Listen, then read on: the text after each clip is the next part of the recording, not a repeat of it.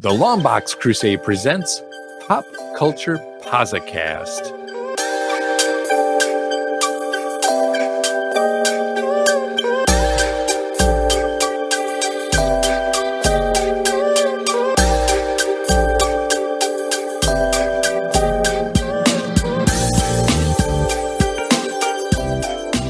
Hello and welcome to Pop Culture Posi-Cast. This is the show where we find all the good stuff and items of pop culture. Movies, music, comics, TV shows, you name it, and we're going to find the fun stuff in it. I'm Peppy Pat, and joining me, as always, is my co-host, Jazzy Jarrod. I like saying Jazzy Jarrod. Makes me happy. And Peppy. Are you happy, Peppy? Well, good. Happy Peppy? Well, I'll be happy Peppy Pat, but I'll be happy Peppy. Happy Peppy, Peppy Pat. That's you. Well, thanks for being here, Happy Peppy, Peppy Pat. I also am happy to be here. Now, before we tackle today's topic, I'm going to do our quick reminder that we do at the front of all these podcasts. I'm going to tell you what we're going to do and what we're not going to do. What we're going to do is we're going to tackle a controversial or maybe generally disliked item of pop culture. We're going to give you our honest feelings on it. And more importantly, we're going to shine a light on the positive aspects of today's topic. What we're not going to do is try to convince you to like something you don't like. Because if you tuned in to hear us trash on whatever the topic is, you're not going to get that. All right. But we're not going to sit here and tell you, you have to like it. All right. If you don't like it, that's fine. We're definitely not encouraging fandom battles. Please, if you're listening to this and you decide to go find us on social media at LONGBOX CRUSADE, we'd love that. But what we don't want you to do is start arguing or with people in the comments or the chat about why this sucks or doesn't suck. You know, just please. For us, we appreciate it. And also, we're not here to tell anyone you're wrong. We may not agree on some stuff. I might love some stuff about this movie that you, as a listener, don't like, or maybe even Pat doesn't like it. But we're not going to say, hey, you're wrong, because liking and not liking things, that's subjective. You know what? I don't like tomatoes. Just don't. What? Yeah. I like ketchup. I like pizza sauce. But you put tomato on my burger, it's coming off. What about tomatoes? Oh, that's a totally different thing. Exactly. No, I don't like them either. Oh, what? Then I'm going to have to call the whole thing off, Jarrod. All right. But see what Pat didn't say. Pat didn't say you're wrong for not liking tomatoes. He just, it's all subjective. Anyway, back to you, Pat. Well, that is right, Jarrod. Like we said in the opener, we're about 100% about finding the good in everything. And that is what we do. So the added bonus here is every episode we will end with a segment called Positively Practical. And that's where my good friend Jazzy Jarrod has been in the communication and leadership training business for over 20 years. So he's going to give us some practical advice that we, and I'm not just saying you, I mean, I even take his advice that we can just incorporate into our everyday life at the end of every episode. And, stick around for that. It's very uplifting and it's going to be positive. So with that, we're going to enhance your life skills while we talk about fun pop culture stuff. So let's go ahead and get started. On this episode of Pop Culture Posi-Cast, we're going to be finding the good in the 1995 film WATERWORLD.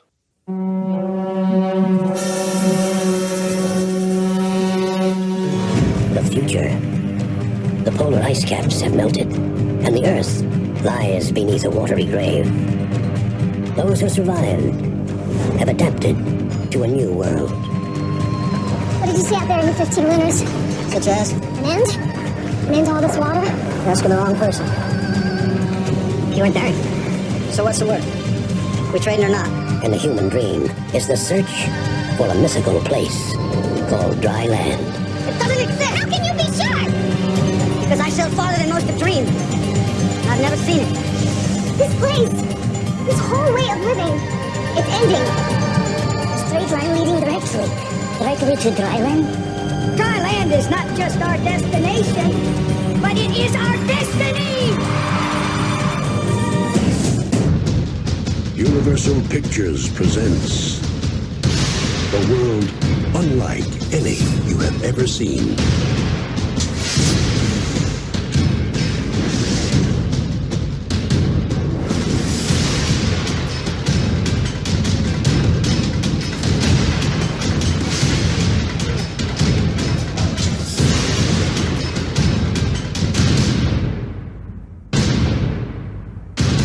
Kevin Costner, Dennis Hopper, Gene Triplehorn.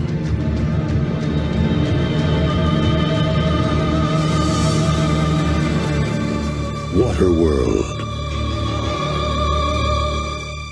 All right. Well, the first step in every Pos-Cast is to give you our honest thoughts on this. So we will always start by being upfront with you on how we feel about our topic. It's important to remember that even if you aren't super keen on something or this particular movie, that's okay. That doesn't mean we can't find some good in it. So let's get going with our segment called Honest Talk. You want answers? I think I'm entitled. You want answers? I want the truth! You can't handle the truth! How do we feel about WATERWORLD, the movie, overall, Jarrod? What's your thoughts on it?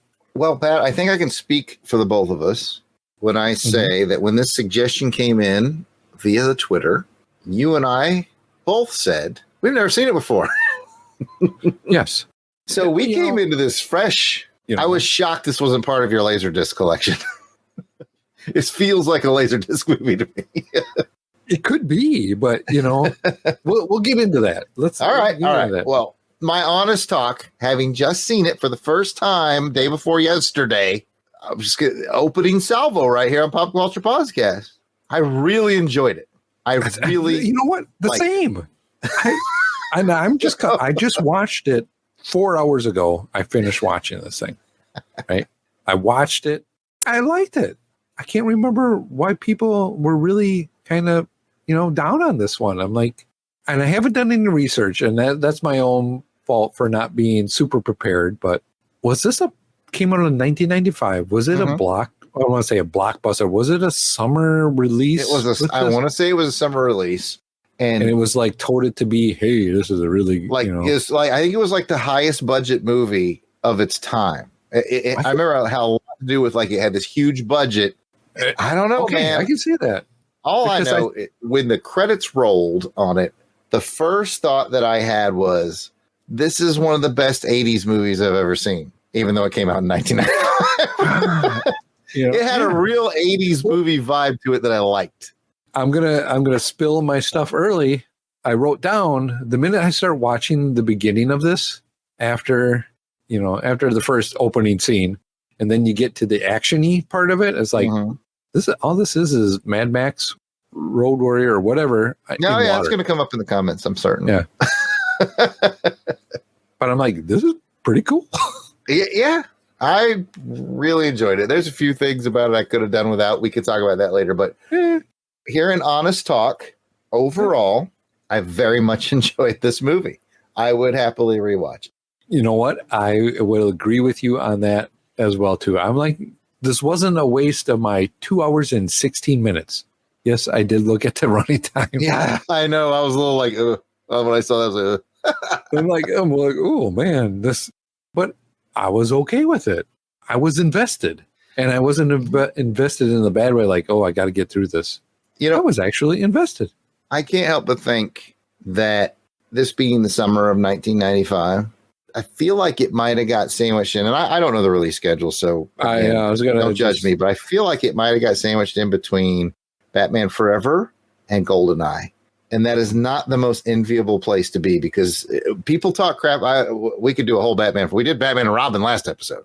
We could do a whole episode about Batman Forever. People talk crap about it now, although I feel like it's gaining in popularity recently. But people forget it was a big thing in the summer of 1995.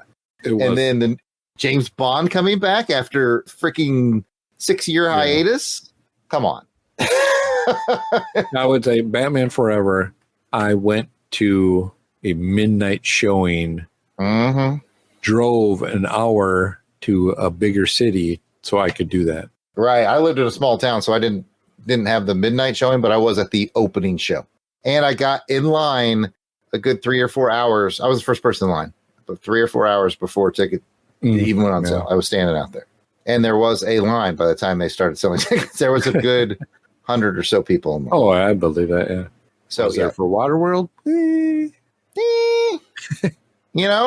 It's hard to get excited. Lord knows we can see this in modern movie making and TV shows, Pat. For some reason, it's harder to get excited about a new property. You have Batman, which was essentially its third big movie since the 89 and then 92. Okay. And then 95. Yeah. And then you have James Bond, who's been MIA for 6 years, and everybody's hungry for that. Then you have a new idea, Waterworld. You know, I remember seeing the previews and going, oh, that looks interesting. With a rising star. Yeah. Or a star that has been, you know. He's fairly established by then. Yeah, fairly established by then. Yeah, he was Robin Hood, Prince of Thieves already and all that. Okay. So, anyways. Love that movie. Anyway. I'll tell you what. We'll talk more about it, but we got to do something first. Put your helmet on, Pat. Do I need to put my helmet on, or can I put on some sort of a breathing apparatus so I can get through, so I don't drown in this? Yeah, you're going to want possibly. To. Yeah. Because now that you know how we feel, it's time to find out what the internet has to say in our segment called The Pit of Despair. Where am I? The pit of despair. Don't even think. Don't even think about trying to escape. The chains are far too thick. During the Pit of Despair, I get the unenviable task of finding the more common negative opinions on today's topic of Waterworld, as found on social media, so that Peppy, Pat, and I might address them. Pat, it says it in the script, but I mean it now more than ever. We are diving into those internets. Now, we're going to welcome Delvin back as our Pit of Despair guy. But I want to say this for Waterworld. I think much like Batman Forever, which was often maligned as well, I think both of those films are getting more popular again. Like they've kind of went through their suffering phase, and now people are liking them more because I'll be honest with you. I had to look a little harder than I thought I would to find the Pit of Despair comments. I usually just go to the IMDb page, go to the user reviews, and just start scrolling. I had to scroll quite a ways to find people who would score this less than a 5 out of 10. So anyway, with that preface, let's see what Delvin has to say. Hello, it's Delvin, the dark web, and welcome back to the Pit of Despair. We're talking Waterworld. Let's get to the first comment. Overall, this film stinks, but in truth, it's no worse than dozens of blow-em-up hits. The thing that killed it is Costner's attitude. In other stupid fantasies, the hero looks at us and winks. Look at me, make a fool out of all of us, but it's just fun. Arnie, Mel, they all goof on themselves. But Costner, in real life, takes himself so seriously that as an actor, he couldn't escape playing it straight. As the Mariner, his seriousness here is off-putting. Combined with similar hubris in the industry, this project was doomed. What do you think about that one, Pat? I can see in his acting on this one, he was really serious about the role he was playing, being this guy, I don't want to say fish out of water, but he kind of was, right? In the opposite terms of that. He was a guy that was born and kind of bred in the water, being the mariner, and they say mutant, right? They kind of mention that he's a guy, you know, he has gills, so he can go into the water and you know, survive underneath the water for quite a long time. And he has kind of web feet. So with the world that had changed and become more percentage of water and flooding the world like that, he is a product of it. And for the people that are just trying to survive, you know, he's an oddball. And so I think he was playing it that way, especially with the interactions that he has with certain people. And so you're wondering what is really different about him. And they actually mentioned that like within 15 minutes of it, when he goes to the, I don't want to say world, but when he goes to that to try to trade and all that, they're like, something's different about this guy. He doesn't want to take a trade or do something for these people that any warm-blooded male would do, right? And they're like, something's wrong with this guy. What is he hiding? And so they dig a little bit deeper and they find out, oh, he's a mutant. He can survive. That's why he's finding all this special stuff to make his life better, or at least just kind of get his way through the world that he's in right now. Yeah, he doesn't have social skills because he's never been socialized, really, is how Costner's playing it. You know, going back to this guy's comment, though, he's saying Costner killed the film with his attitude. And then he goes on to say, Arnie and Mel sort of wink at themselves. And the guy says, and I quote, Costner in real life takes himself so seriously as an actor he couldn't escape playing it straight. He mentioned combined with similar hubris in the industry. So what I'm picking up from this commenter is he just doesn't like Kevin Costner. And I think he's letting that affect his view of the movie, because he specifically mentions Mel Gibson, and it's going to come up again. You mentioned this is like a Mad Max film, right? Mel plays it very angry. It's Mad Max and very disenfranchised with social norms and society in general. Sure. Essentially, they're both very grumpy loners. I see no difference between the Mariner and Mad Max in their attitudes. My question to this guy would be, did you really watch the whole movie and watch it through? Because that was the actual key to this guy, right? The key to the story is this guy's got some issues. It's the character movement or the character change that he goes through. He goes from being a really grumpy guy to being, wait a minute, these people want to be around me. Yeah, he gains feelings and he understands how to socialize a little better. And in the end, he goes back to save the kid because, like he said, she's a friend. Mm-hmm. I would do that for a friend. He doesn't have many. Wow. He literally has 2 friends. Now he does. Yeah. Kind of like you, Pat. Before? Yeah. Exactly. It's me and one of the other 2 guys. I'm not going to tell you which one. That's true, yeah. Give or take. It's me and another cool guy. Who's the cool guy? Rotating chair. All right, let's go back to Delvin and find out what our second of the 3 is. Oh, yes, it's bad. What did Costner see in the material? I don't know. Whatever it was, it seemed to put his career on hold for more than a few years. Even when he came back, he never really came back. All right, Pat. What did Costner see in the material? I think Costner did see it as his Mad Max, his dystopic future with a grumpy guy with sort of a sci-fi twist with the whole mutation and all that. I mean, when I look at this idea on paper, I think it's really great too. So I'm not going to fault Kevin Costner for what he saw in the material, because I mean, if I saw that laid out, I go, okay, so essentially it's Mad Max on water. We've got a little bit of a mutant element. That's cool. When was the last time you saw a movie that was like completely shot on water? I think there's a lot of wins here, a lot of in the win column for it. And then he goes on to say that it put his career on hold for more than a few years. And that might be a little bit true. I think it might have been more of a 1-2 punch, because he was very hot up until this moment. And then shortly after this, he releases another post-apocalyptic. I was just going to mention that. Which was The Postman. The Postman. Yeah, I was just going to mention that. I'm like, he must have something that he wants these kind of characters like that to be, because once you read that, I'm thinking there was a movie he was in and it's The Postman. And I have The Postman on DVD. To me, I like that movie. Well, it's been quite a long time since I've watched it, but there must have been something that I liked about it that made me want to buy the DVD, right? Yeah, it came out when I went to the theater. I remember seeing it and thinking, it's decent. It's not great. It's not bad. It's not awful by any stretch of the imagination, much like Waterworld.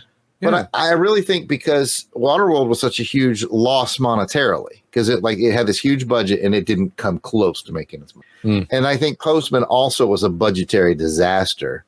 To this commenter's credit, I think he's right. I think that 1-2 punch really did kind of bog down his career, because I don't remember seeing much of him. He was in a movie called Tin Cup that came out in 96, which was actually pretty good. Yep. I think it was 96 or 97. That one was pretty good. But other than that, just a really strong Kevin Costner movie, the next thing I can think of is Man of Steel. And, people are divided on that. I still like the dude, but I think he might have just made some bad choices. And again, the movies aren't bad, but the box office wasn't there. And when I say the movie's not bad, I'm also saying they weren't exactly great. Yeah, average. Yeah. I mean, I like Waterworld a lot. Do I like it better than the aforementioned movies of that summer, Batman Forever or GoldenEye? I do not. I hold those movies in very high regard. True. but I still very much like this movie. So I guess we can go to the third commenter. Delvin, take us away. Why, oh why, did they ever waste all that money on this appalling movie? As many have noticed, Waterworld is a total ripoff of Mad Max 2, aka The Road Warrior. We don't need another This is Pit of Despair, not Pit of Singing. Aka The Road Warrior. Substitute water for desert, jet skis for motorbikes, etc. The ridiculous thing is that this movie was the most expensive ever made, and yet was vastly inferior to the original, which cost something like $3 million. Everything that was not copied was stupid. Okay, I have to laugh. Everything that was not copied was stupid. This guy is grumpy. Sometimes a commenter is so grumpy that they amuse me. This is one of those guys. Now, Pat, you mentioned earlier, you locked in on the whole this is Mad Max, right? And that's okay. There was a twist to it, though, at least. Yeah, a little derivative idea of Mad Max. But I will give this very grumpy commenter a little bit of credit to say, Mad Max 2 had nowhere near the budget that this did. And Mad Max 2 will forever be remembered as a masterpiece in the action genre. And this movie will probably still stay in relative obscurity. So it's fair to point out that big budget doesn't make for a great movie. True. I would have to really go back. I wouldn't mind watching a behind the scenes on something like this, just to see where did the budget go. Well, it probably went into water. Yeah, it's got to be all that special effects work. To do that much film in a water environment, all compared to explosions. Compared to, we got to get, let's just cobble these pieces together and call it futuristic cobbled parts of cars put together. And, we'll go to the junkyard and we'll just pull a car out and here it is. Let's do it. That probably had to be the budget of just, because there wasn't, actors, characters, wasn't a lot in the people that were in it. And you had some, maybe Dennis Hopper at the time, who was the bigger lead people in this movie? Costner, Hopper. Costner and Dennis Hopper were really the only names I recognized. You have Jack Black, a beginning. He's in this. I did not spot him. He's the airplane pilot. Oh, okay. Wrapped in the. And okay, I didn't realize that. That's Jack Black. Because I'm like, Jack Black's in this? I'm like, where is he in this? So I was keeping my eye out for him. And then, the girl, the lead actress that was in, I'm like, I don't really know if I've seen anything else with her in it. At the end of the day, I'm going to get on my soapbox that I've gotten on before, but I'm going to this commenter is really making me think of modern Hollywood. They do these big budget things. Everyone's looking for the next $1 billion movie. Okay.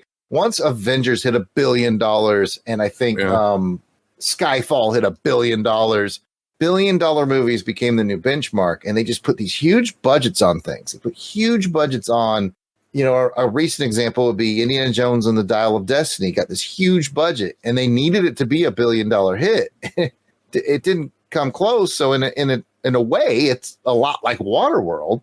But my point is, huge budgets usually mean huge studio influence, and you don't really get the vision of the filmmakers. Like, well, I don't know off the top of my head what the budget for Waterworld was, but I guarantee you that with the budget for Waterworld, John Carpenter could have made 5 to 10 other complete movies that were awesome, and made profits. Every one of them would have made a profit. Even if it wasn't a huge profit, it would have made some profit. My point is, and I'll get off my soapbox here on Pos-Cast, I hope some movie producer accidentally finds our show and listens, because this whole, we're going to put huge budget behind it and really hope it makes $1 billion thing.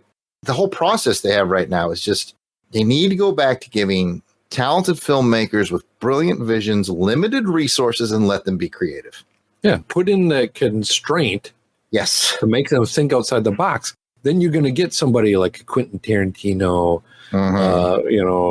I'm thinking back at those times that we're thinking outside the box on their small budgets that become big Kevin Smith, small Kevin budget. Smith, Boom, yes. you know, I always think all of John those- Carpenter because he's out there making Halloween wasn't- on a shoestring budget, and They Live and Big Trouble in Little China, these wildly creative things. Yep. Doing what he can to be creative in their artwork. I'm going to call it artwork, but their craft, to see how I can think outside of the box to get this to look this way. And we looked at Night of the Living Dead on a Saturday matinee theater, plug. But watching that just on the low budget that they had and the way they cut it and they did certain things just to give you that feel of it, I do agree with you on that. It makes me wonder if they had slashed the budget in half and gave it to a creator like a Carpenter or a Smith or a Tarantino or somebody who, George Romero, who did Night of the Living Dead. Like, I'm certain they could have made something that was really awesome. And I'm not saying that this, again, I like Waterworld a lot, but what always comes up in the conversation is a movie with this big of a budget. You know, it was kind of like a bragging point. It's the biggest budget of all time, or one of the biggest budgets, or blah, blah, blah. I almost feel like that was almost common knowledge back in 1995 when the movie was coming out. And it almost like teed up that perfect, you know how every once in a while there comes this perfect thing that it's so popular to hate? Yes. I feel like that's what happened here. It became popular to hate this thing. And I think people were like, oh, it's got this inflated budget and didn't make any money, I'm not going to go see it. Whereas I feel like if you went and saw it, you would have had a pretty good time. This is an excellent popcorn film. Yeah, it is. And I'm going to go back and compare it to, again, another movie that we covered on Pos-Cast was Zardoz. You know, and one of the tougher roads we've ever hoed here on. Yeah, but I did enjoy Zardoz. It's bonkers, but it still was like, it was fun. I enjoyed it. And I was pleasantly surprised to go, man, I'm watching this thing for 2 hours and 15 minutes, but I'm watching it. Oh, yeah. You know, in this day of technology that we have, I can pause it. I can fast forward it. I can skip parts. I can do whatever. But this was a movie, even though I have that luxury, I continue to stay invested in it and looking at it and watching it. Me too. Well, there you have it. Another pit of despair. Back to you, Pat. Well, we did it, Jarrod. We did it. Woo! We got through the pit of despair. We're back on dry land.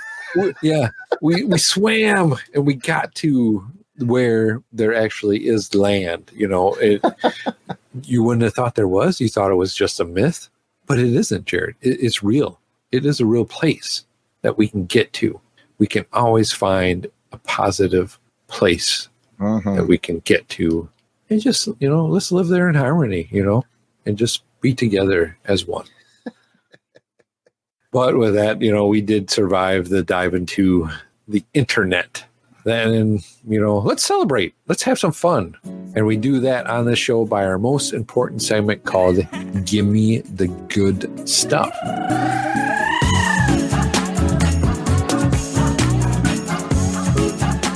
So during Give Me the Good Stuff, Jarrod and I will each reveal our list of 3 things that we like about today's feature. So let's get cracking on this one and figure out what was 1 or 2 or 3 things that you really liked about Waterworld, Jarrod. All right, Pat. So my first thing that I liked about Waterworld, I guess it's fairly specific, but I really liked how Kevin Costner and his character, the Mariner, how he moved around his boat with the pulley ropes. Oh, that was cool. It's like he had a complete control. Like tricked out. It was visual storytelling that let you know this is his world. This boat, this X feet by X feet surface, he knows every part of it. He knows how it works. He's got it tricked out. He knows what rope to tug to get from point A to point B in the fastest way. He's swinging in like these semicircles. It was so much fun just to watch him interact with that machine with so much confidence. It was like, I felt the way I feel when I see Spider-Man web slinging through the city. Like, it was just really fun to watch it. So that was my first big takeaway. Oh, yeah. That is definitely a fun one that I took away, too. His vehicle, man, and then would do something else after that. I'm like, oh my God, it could do that. And I felt bad at the end when it got destroyed. Yeah. And I'm We lost the oh, character. definitely. But speaking about character, I'm going to say I really enjoyed the characters in this one. Some were a little bit different, right? Some a little more deeper, some a little less deeper. But I did enjoy the character involvement in there. And I mentioned it before with Kevin Costner's character, the Mariner, how he changed from being this grumpy grumperson to becoming a person that really cared about the people he was with because they were caring about him. It's all about survival in this world, but they really showed that they cared about him as well. And so I like the character developments in this one. Awesome stuff. For this next round, I think I will go with the practical effects. I liked all the practical effects in this movie. Clearly the stunts of the actual guys going off ramps and the actual explosions. It did stick out a bit like a sore thumb when they would use the CGI. It was 1995, so that stuff is really in its infancy. So it doesn't look great around anytime they're using that, which usually is around the weird balloon vehicle. Okay. Yeah. Or like when he busted out with that extra sail to pull his ship. That was CGI. When they had the big explosions on the tanker and the big wide shots, that was clearly CGI. So there are a few moments that are a little dodgy, but it's 1995. So I can let that go. This is very infancy era of CGI special effects. But whenever they do stuff practical, I do have one thing good to say about CGI, but I'll save it for my next round if you don't use it. When they do take things practical and you get the real explosions, and they clearly really built that atoll community at the beginning where he got trapped inside, everything practical looked really very cool. That is where it had a very Mad Max feel, because Mad Max is like everything is practical. Like you said, they're getting the cars and whatever. Everything felt very practical, very cool, even down to the little detail of I noticed that when Dennis Hopper's character lost his eye, and they gave him that really weird, like glass one, and it fell right out. That was funny. Yeah. I'd seen images of him with the eye patch, but I noticed when I was watching it, it's a pair of goggles that he's flipped up and then painted at black because, limited resources. You have to. Yes. And I thought they did a really good job of all that real practicality, limited resource feel when it came to that. When they used practical explosions, like I said, all the practical stuff looked really good on film. Yep, I would agree as well, too. It was really interesting to see what they could do. What would this world look like? It made me kind of pull into it and go, yeah, if you were just stuck in this kind of a world, how would you survive? Where would you get things? And the only reason people are getting things is because it either floated up or they took it from somebody that may have tried to save it. Or you had somebody like the Mariner who could go beneath the water and go down to where we live right now and grab the stuff that was there and bring it back. So, yeah, I like that. That would be one of mine as well, too. So I think we're really kind of on an equal thing here on what's happening. I'm going to touch on the music a little bit. The music was very good. It set the mood, especially when you have just wide open cinematic scenes, so to say. You're dealing with the water and just open skies, open areas at the majority of this. And so I think that helped set some of the mood on how you were feeling about the movie. Excellent call, by the way. The score was really good. It really matched well with the film. I'm glad you brought that up. I guess for my final positive, I did say I would compliment some of the CGI. They clearly put a lot of their CGI effort into the reveal of what the world looks like now underwater. Like our current times, like they went down to a sunken city. And I think a lot of that was actually practical. I think a lot of the building and stuff was probably model stuff done in miniature, probably shot through a fish tank type of deal. But they created a really neat experience when they did that. And I thought, that was neat and it was fun to watch. So I will give them props for that. What about you, Pat? What's your final favorite? We've kind of been lockstep on it. So me trying to find some more stuff on it, it's hard because... Let me throw you a curveball here. One of the things that I should have brought this up in honest talk. One of the things that I got a little frustrated with was the girl. You know, kids can often drag down a movie. And the more I thought about it, though, I thought, well, as an actor or a child performer, she did fine. And they made a point. This is very smart writing. They made a point to let the audience know that everyone thinks she's annoying. Like, he's annoyed by her. Dennis Hopper's annoyed by her. Like, everybody's around. Yeah. I found myself like, oh my gosh, especially after she got kidnapped and she was spouting all this stuff to the bad guys. I was starting to get on the bad guy side, just like pitch her overboard. Oh my God. Shut up. Shut up. No, you don't. Yeah. It occurred to me because there's one line that I just was my ultimate cringy line in the movie was when she was talking about how cool he was and he was going to come save her. He was like, he doesn't have a name, so death can't find him. And I was like, okay. At that moment, I was like, pitch overboard. But then I stopped and I realized, I was like, this is not her fault. Like, she's delivering the lines pretty well. Yeah. This is a Hollywood writer that thought this line sounded really cool. He doesn't have a name, so death can't find it, right? And he just, like, this Hollywood writer was like, I gotta get this line in the movie. And they just, they put it in the mouth of this really annoying character, but the character's supposed to be annoying. So it kills the energy of that line. That whole scene felt a little cringy and ridiculous. So I know we're supposed to be talking about the good stuff, and I'm kind of focusing on a negative, but I want to circle back and say that negative feeling I was feeling about that character of the girl, once I reminded myself that they very clearly told the audience, she annoys everybody. Yeah. I thought that was clever. And I'm going to take that and put another layer on that to go, that's the whole point of the movie, right? She is different. Why is she different? Because she is actually from a place that survived the flood. When you find out at the end, spoiler, I'm going to ruin it for you. You know, her parents were on this island that she was a part of. They sent her away, and that's why she's different and annoyed everybody, because she's more positive because she's seen a positive place. You know, I never understood how she got out into the world. I'm assuming they probably sent her. Like, when they knew they were dying, like maybe like Superman's parents, like, give her a chance. Like gave her a chance because nobody else could take care of her, so they just maybe put her on something and float away. Yeah, I might have missed that. Because when you look at it, it comes together because she's singing the song and she's drawing these pictures, and the pictures she's drawing are pictures that she remembers as being a younger kid from the land. What got me, and maybe I'm misreading this, is the picture that she gives him on the piece of paper is a man, a woman, and her in the middle holding hands, right? You may go to, well, is that Kevin Costner and the actress, right?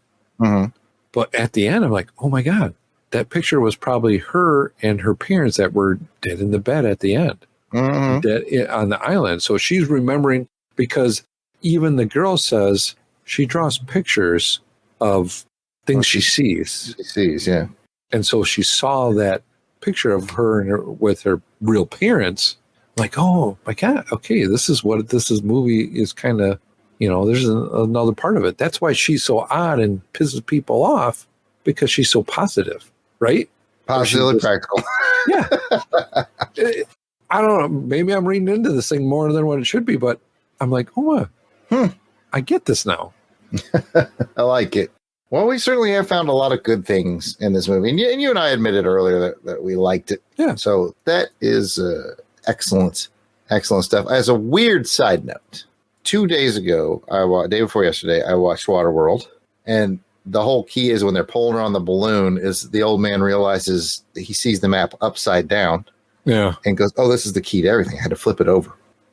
Today, just on a whim, while I was bagging and boarding copies of Hamilton versus Burr Werewolf Tale, available at www.theyardsailers.com.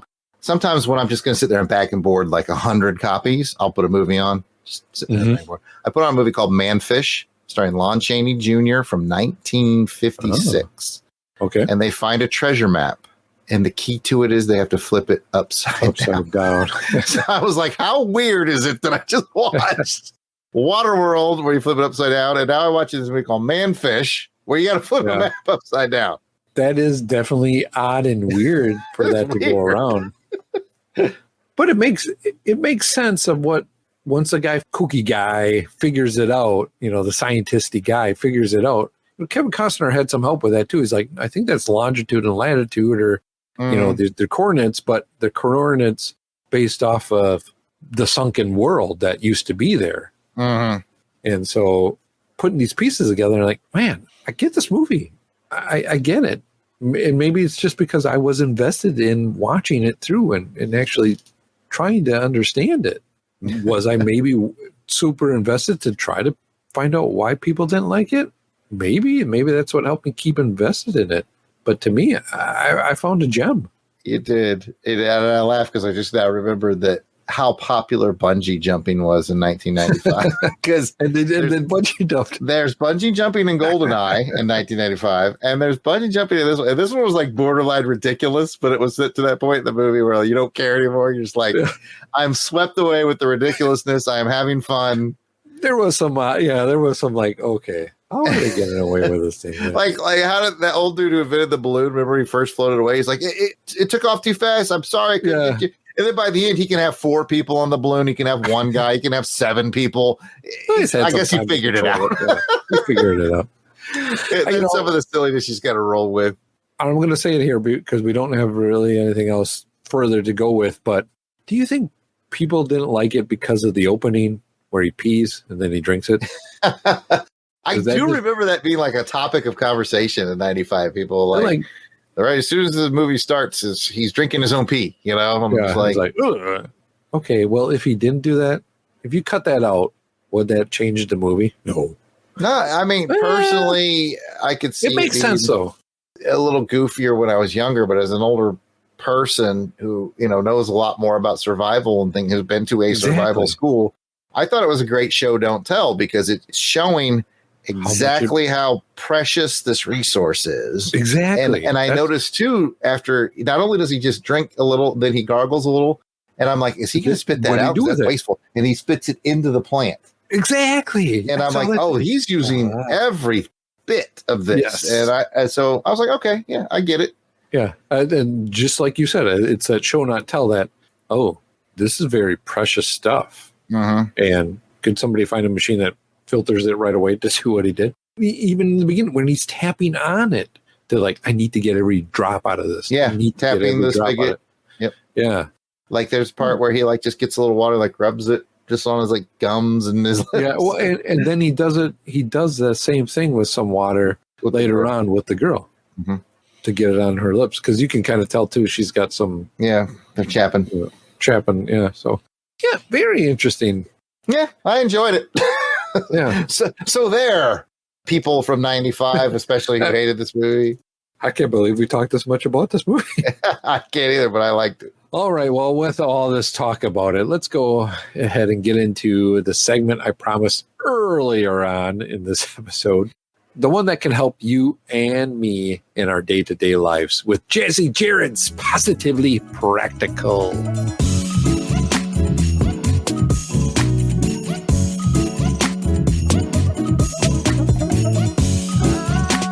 Thank you, Pat. I started on the last episode using more real life lessons, and I'm going to use another one for this episode. This is Jarrod's Real Life Lessons, Volume 2, and I'm calling this one Maybe It's You. Okay? So, a while back, I was hanging out with some friends of mine. They're older.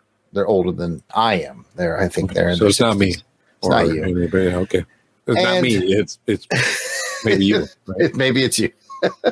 I know the title of this is Maybe It's You, but it's not you. Anyway, Pat, something struck a chord with me, and I was talking with this older friend of mine, and she was relaying some challenges she was having in her workplace. And you've got to remember, she's in her 60s, so she's been in this workplace that she's been in for like 30 years. Okay, yeah. And she was having a challenge with her boss. And she made a statement that I immediately latched onto and said, I'm going to use this in Positively Practical. She said, every boss I've had has been, and she entered a certain demographic. Okay. I believe it was every boss I've had has been over 50 years old and a white male, and they all think the same way. And I can't convince them to be receptive to my ideas. And it's all because they fall into that category. And I had to stop and think, tie that to my leadership lessons and go, well, maybe it's you. And that sounds harsh, but the reality of it is we build our own protections. And if she's had a hard time selling her ideas to leadership for 30 years, Pat, the odds dictate that she's gone through several of these different bosses. And I very much doubt they all think the same way. I mean, is it possible? Yes. Okay. Mm-hmm. Is it probable? No. I used to teach a whole class on getting the attention and the buy-in of your superiors. It was a leadership class, but it was, there's always someone above you. How do you get their attention? How do you get their buy-in?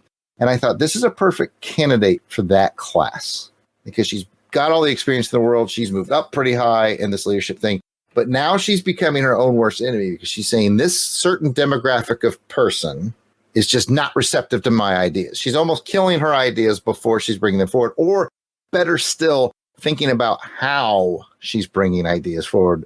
That's what I latched onto. I was like, you know what?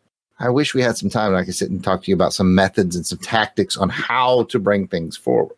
But that will never work, Pat. I could give her all those lessons in the world, but that will never work unless she's willing to look within and say, maybe my delivery, maybe my interaction is a big contributor to why I'm not being received well. Mm-hmm. All right. So I don't want to go into the whole lesson of that. We could do a whole podcast on how to package your ideas. The point is, if you find yourself going, well, I never have any success while Jim is my boss, and then Jim leaves and Bob becomes your boss. And I can't get any ideas past Bob, and then Bob leaves and Gary becomes your boss. And I can't get any ideas past Gary. You have to stop and ask, is it me? Is it me? Look within, humble yourself a little bit, figure out how to tailor your messaging, stop looking for excuses to point at, and start looking at developing yourself. It's a good one. It goes nicely with Pos-Cast because what you're doing is you're looking for a pattern of negativity that you can blame things on instead of breaking the cycle and saying, how can I be positive and do better? How am I possibly a part of it too? What can I do differently? Mm-hmm. What you're saying. Absolutely. When that pattern becomes trying to figure out the pattern and figuring out what's happening. On my end, I call it simple Sesame Street deduction, where one of these things is not like the other. One of these things doesn't belong. Can you guess which one is not like the other before I finish the song? Well, the only thing that's been common is me. Yeah. So is it me, and do I need to approach it differently and figure it out? Because if my bosses are changing, the only thing that is staying the same is me. Granted, that's not a bad thing, but you can at least realize that you need to maybe just find some improvements. Mm-hmm. Try different approaches, see what works. I am not immune to these things myself, Pat. Over the years, you know me, you probably realize that I have a bit of a sense of humor. I'm kind of a cut up. What? Yeah, I know. And what I had to realize, I went through years of people being a little put off or a little distant from me, or even, it's more extreme, people who were upset with me because of things that I've said, right? And knowing that I'd said them in jest, and then I'm a cut up, right? But then, so I went through this in my 20s and maybe into my early 30s going, well, there's something wrong with all those people. They just don't understand me. They don't get my jokes. Yeah. They don't get my jokes. They don't understand. They don't have a sense of humor. Yeah. But at some point I had to stop and go, well, because I am this kind of funny man, and I try not to let other people be the targets of my jokes. I usually try to be more self-deprecating, but I get now that people get around me and they see this sort of exuberant personality that I have, and I think I'm funny and all this stuff, and they get scared that they're going to be the butt of a joke. So now they're constantly on the defensive, right? And I had to learn that maybe it's you. Like I had to look within and go, okay, I need to be a little more careful with some people. I need to hold back and tailor my behavior to help those around me. I'm never going to be able to stop being who I am, but at least have an awareness to where if I do say something, I can maybe immediately clarify it or come back behind later and say, hey, I hope I didn't throw you off with that. I was just being silly. Be a little more sensitive to it. So, just want our listeners to know, just because I'm teaching these lessons doesn't mean I'm immune. I'm not immune. I have to relearn these every day. Yep. We all have our own little faults.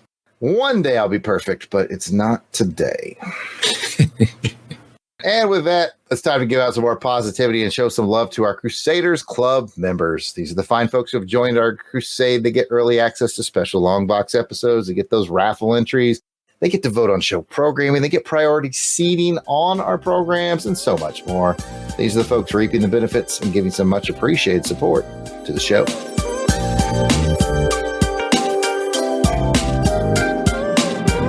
And we'll start off with Angelica Wolf. Oh. Auburn Elvis. Blast It or Stash It. Braxton Underwood. Clinton Robertson. Captain Entropy. Dave Collins, the Battle Wagon. Ezra Gallo. Gary V. Gerald Green. Jason Keene. Jason Lady. Jeremy L.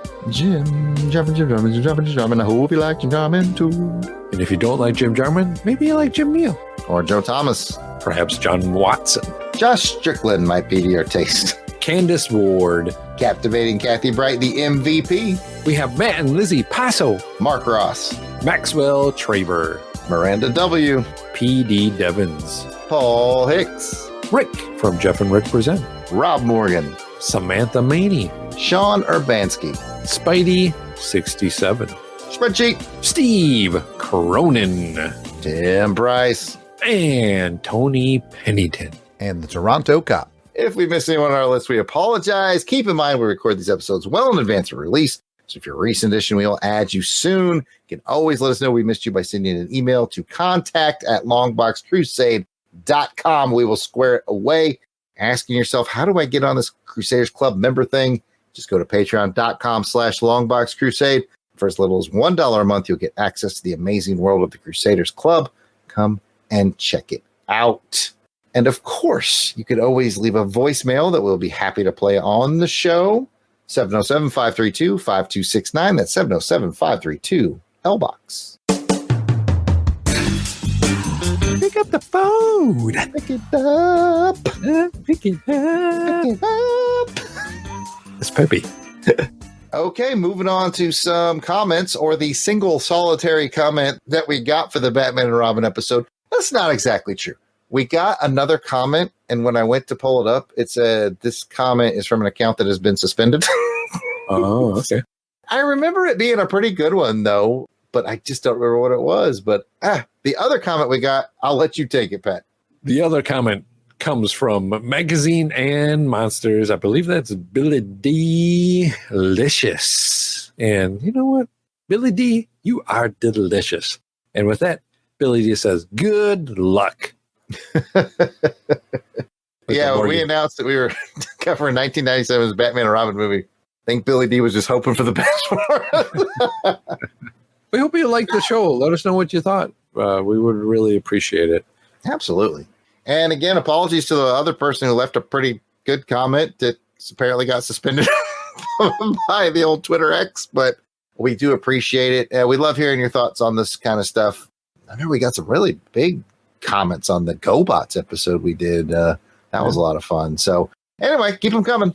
Yeah, we definitely appreciate it, and appreciate everybody being a part and helping us picking, this episode of Waterworld. You know what? I don't think I've ever would have watched it without people picking it. So we really do appreciate all that you do and communicating with us. So I'm trying to think of other stuff that we saw for the first time because of this. Zardoz, and just that Conan TV show. Remember that one? Yeah, Conan. Yeah, that was cool. A lot of different things. It's been a fun trip. Yeah, definitely. With that, that's going to bring us to the end of this episode of Pop Culture Posi-Cast. If you'd like to hear more from us in the realm of comic books, action films, vintage TV, movies, serials, and so much more, go ahead and check us out on the LONGBOX CRUSADE Network. Jazzy, Jarrod, where can they find that? That's pretty easy, Pat. Pretty much any podcatcher you tune to will pick up the LONGBOX CRUSADE Network feed. That includes Spotify and Apple and Podcastagram and Amazon and all that stuff. Amazon, Google listens. YouTubies. Stitcher, Caster Pod. I'm making these up now. But yes. And we are definitely on the YouTube as well at Longbox Crusade. We are at Longbox Crusade on X, formerly known as Twitter, Facebook, Instagram, and YouTube. It's all at Longbox Crusade. We'd love to hear from you. 707-532-5269. Beautiful. Pick it up. Pick it up. Back to you, Peppy Pat.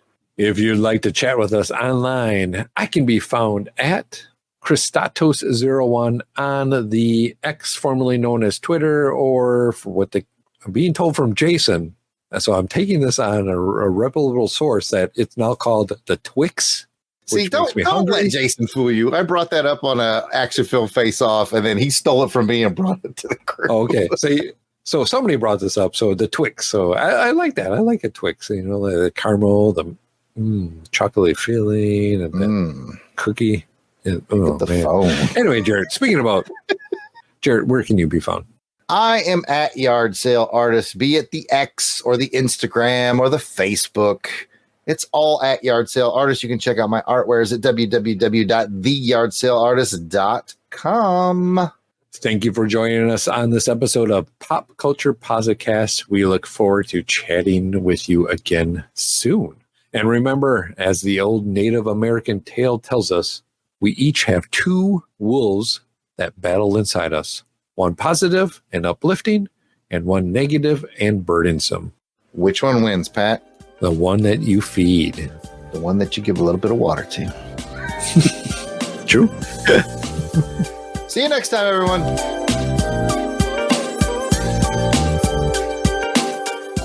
The music themes for this show are done by musical genius Joe November. Please check out his SoundCloud at Josephline99. That's Josephline99. You will not regret it.